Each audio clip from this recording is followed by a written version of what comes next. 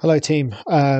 So today I wanted to talk about the positions in tag rugby because I don't think it's actually common knowledge. Maybe higher levels, most people know at least the names or what their kind of general role is. But I think generally across tag rugby and the community, maybe it's not actually that well known.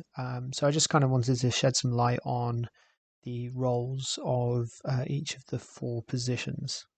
So the first positions I want to talk about are the middles. So here I've got a lineup of eight. In any other kind of level of tag where you play seven aside, you would just play with one middle. But eight aside, you can play with two. In attack, the role of the middle is to be the main distributor and general of the attack. So they can call the moves, they decide the tempo, they set pace, they should be really good passing and catching, especially passing off both hands.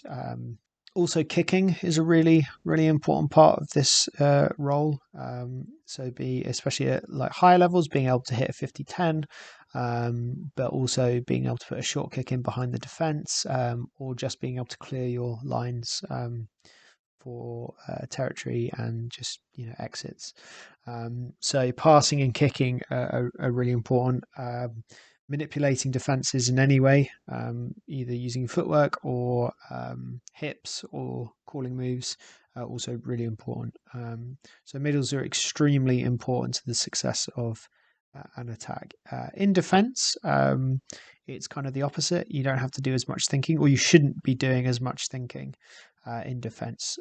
Middles, you just really need to be making your tags. Also, just being aware of the kind of moves that the the opposition attack might be trying to run, and just being wary of getting caught out by switches and things like that.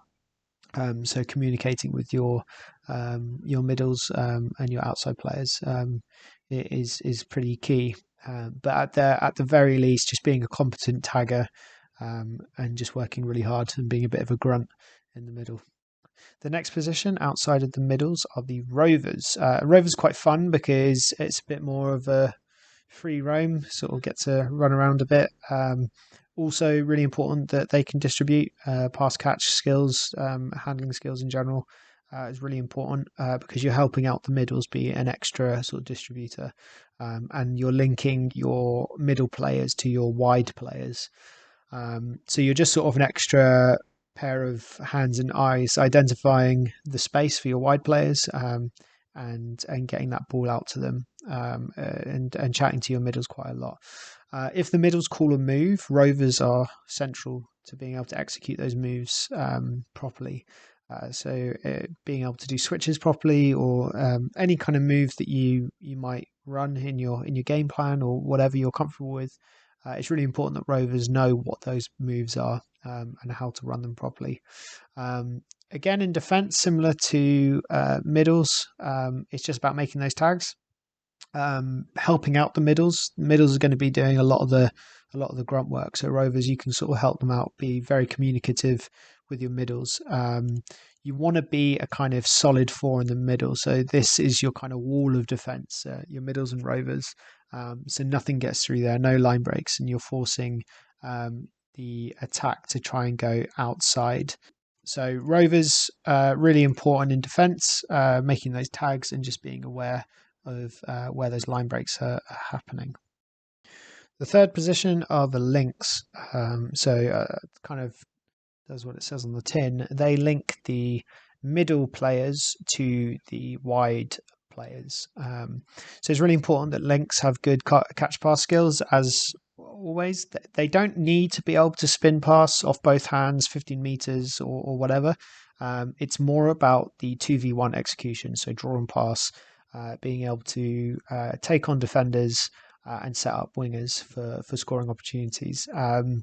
I find the most successful links are players who are quick and very, very steppy, really difficult to tag. So your players that are like the most difficult to tag, they're really handy to have in that link position, staying out nice and wide, working alongside the wingers, and beating defenders, giving defenses a nightmare, and yeah, just generally posing a threat.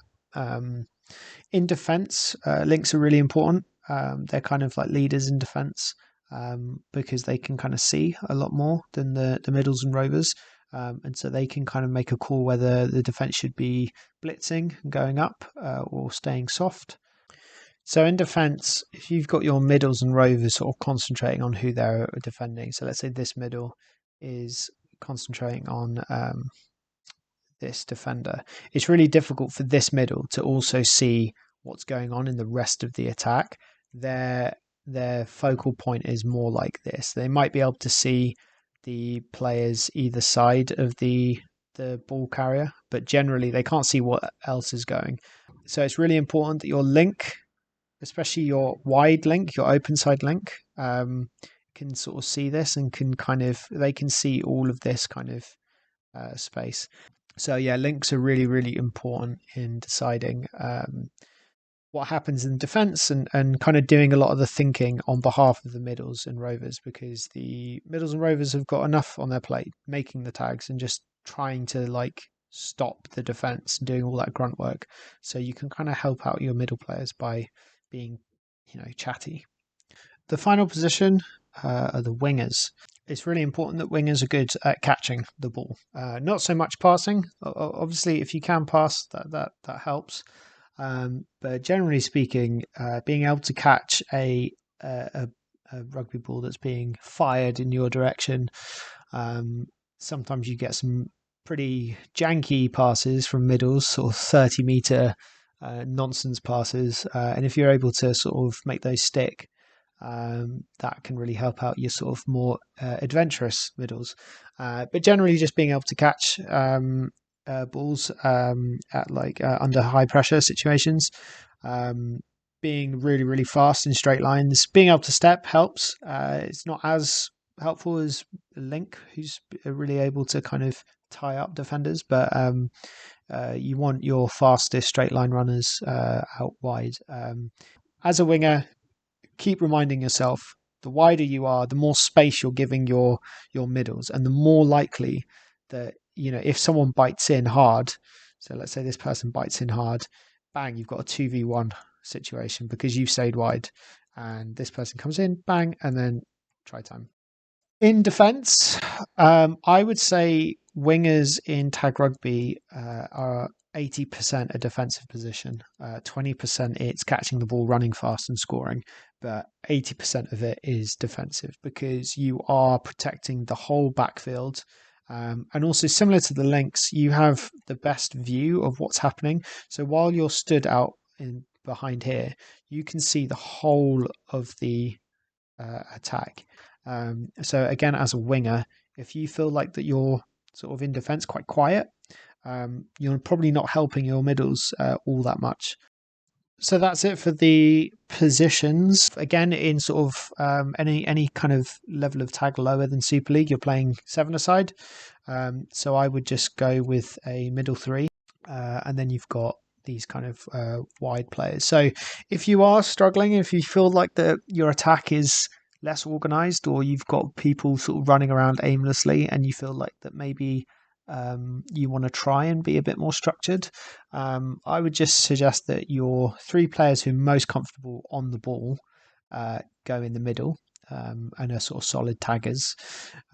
They can just stay in the middle, and your quick players, they go as a partnership. So if you've got a link and a wing that work really well together, have them as one duo, and then have another duo. So you've got 4 outside players and 3 middle players.